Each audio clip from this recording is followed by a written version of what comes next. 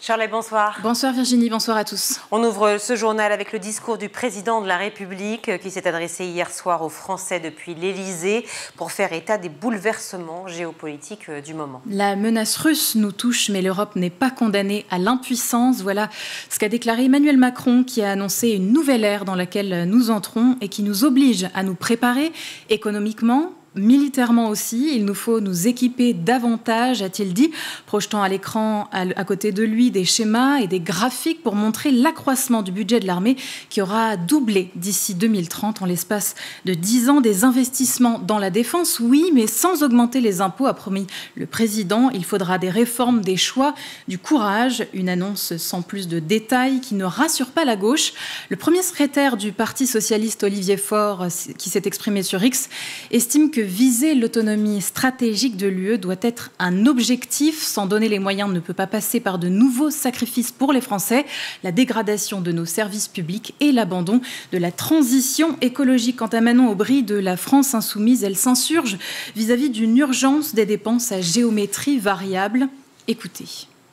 Pas besoin d'avoir un bac +8 en mathématiques pour comprendre que derrière, les réformes structurelles, en réalité, ça va être des coupes sociales drastiques et c'est une guerre sociale qui s'annonce pour financer la guerre.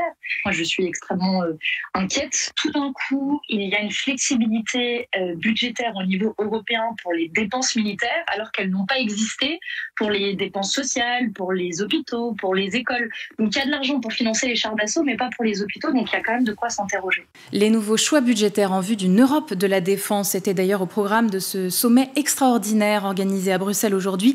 Il a réuni les 27 chefs d'État et leur gouvernement. Les bouleversements du moment, ce sont aussi les nouvelles positions des États-Unis avec une administration Trump qui s'en prend frontalement au monde de la recherche et aux scientifiques. Et oui, un coupe budgétaire, licenciement massif, censure de mots ou de sujets dans des travaux scientifiques et puis des interruptions de collaborations internationales, des attaques d'une ampleur inédite depuis l'investiture de Donald Trump le 20 janvier dernier. En France, l'université d'Aix-Marseille ne souhaite pas rester les bras croisés et lance l'université d'Aix-Marseille, un lieu sûr pour la recherche, autrement dit, une main tendue vers les chercheurs américains malmenés auxquels est proposé un programme scientifique de 3 ans au sein de l'université française. Écoutez son président, Éric Berton.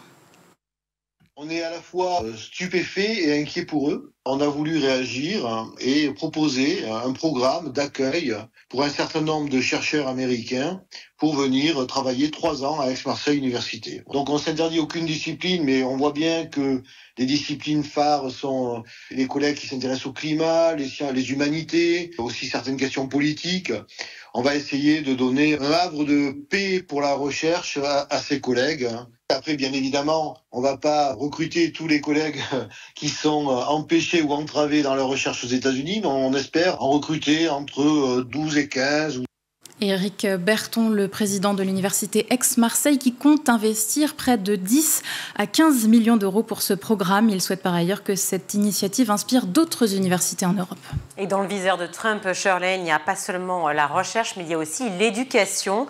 Le président américain serait sur le point de tenir une de ses promesses de campagne. Oui, à savoir le démantèlement du ministère de l'Éducation américain. Donald Trump devrait signer un décret d'ici peu. Linda McMahon, pourtant récemment nommée ministre de l'Éducation, sera chargée de cette mission qui la mettra au chômage. Comme l'avait promis Trump, l'idée serait de transférer les attributions de ce ministère aux différents États du pays qui sont déjà suffisamment compétents en matière d'éducation selon lui.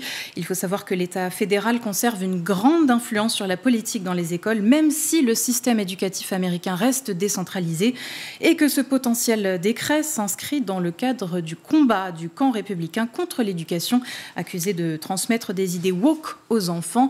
Tout n'est pas joué. Cependant, pour entériner cette décision, il faudra une loi qui recueille 60 votes sur 100 au Sénat, où les Républicains disposent de 53 sièges. On revient en France avec 4 nouvelles familles qui vont assigner TikTok en justice. Elles reprochent à la plateforme chinoise d'avoir exposé leurs enfants à des contenus dangereux, des publications en lien avec le suicide, l'automutilation et les troubles alimentaires en l'occurrence. En novembre dernier, France Info avait révélé que 7 familles avaient déjà poursuivi TikTok, dont celle de Stéphanie, la mère de la jeune Marie, qui avait fait part de son mal-être publiquement en octobre 2021 sur TikTok. Et la plateforme lui aurait proposé tout un tas de contenus déprimants. La suite est tragique. Marie a mis fin à ses jours. Parmi les 4 nouvelles assignations, 2 d'entre elles concernent des jeunes filles qui se sont également suicidées. Dans quelques jours, l'Assemblée nationale doit se prononcer sur la création d'une commission d'enquête sur les effets de TikTok sur les mineurs. L'actualité de l'éducation, c'est aussi la parution hier du livre enquête sur les dérives de l'enseignement supérieur privé par la journaliste Claire Marchal, et elle fait couler beaucoup d'encre. Le Cube a été publié chez Flammarion, 384 pages qui dévoilent les dessous de l'un des principaux groupes d'enseignement supérieur privé en France, Galileo, et notamment de cette matrice qui permet d'optimiser les profits consultés chaque matin par les cadres du groupe. Cette matrice se nomme Le Cube. Elle a donné donc son titre au livre.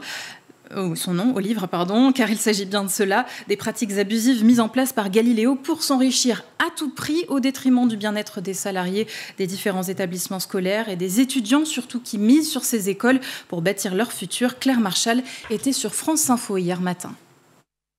Ils sont, pour certains, dans une profonde détresse parce qu'ils ont espéré s'inscrire dans des écoles avec beaucoup d'heures de cours, avec des capacités d'insertion professionnelle importantes. Et ils se retrouvent dans des classes qui sont parfois surchargées d'élèves. Volontairement. C'est une politique qui est menée, on a plus d'élèves, on a moins d'heures de cours, des enseignants qui sont pas forcément toujours suffisamment formés, et on rogne finalement sur les coûts pédagogiques avec des conséquences directes sur la capacité d'insertion professionnelle de ces élèves. Pour mettre à jour ces pratiques, il aura fallu à Claire Marchal 2 ans d'enquête, 150 témoignages et la consultation de plus de 1000 documents. Son livre s'intitule, on le rappelle, Le Cube, et vous recevrez prochainement son autrice sur votre plateau, Virginie, pour en parler un peu plus longuement. Pour terminer, on parle de la finale de ce célèbre concours d'éloquence qui a eu lieu hier soir à la scène musicale à Boulogne-Billancourt. Oui, Eloquentia, le plus grand concours de prise de parole francophone. Son objectif, permettre à chacun, chacune à oser prendre la parole, à gagner en confiance et défendre ses idées. Pour cette 8e édition, il y avait 2200 candidats. Il n'était plus que 4 finalistes hier sur la très grande scène de la scène musicale. Et c'est Tanina Zidane de Paris-Saclay qui a remporté le titre de la meilleure oratrice après quelques heures de joute verbale face à un public de 4000 personnes autour de ces 2 très beaux sujets. Peut-on tout dire et la vie à l'école, l'école de la vie, extrait. Des nuits entières à échanger nos anecdotes et nos vécus des plus douloureux. Demain dès l'aube, aux premières lueurs du soleil, je m'asserai. Je repenserai au chemin parcouru. Et rappelez-vous, ce concours avait été mis à l'honneur en 2016 dans le documentaire à voix haute réalisé par Stéphane de Freitas et Ladjeli. À revoir si vous aimez l'éloquence donc. Merci beaucoup Shirley.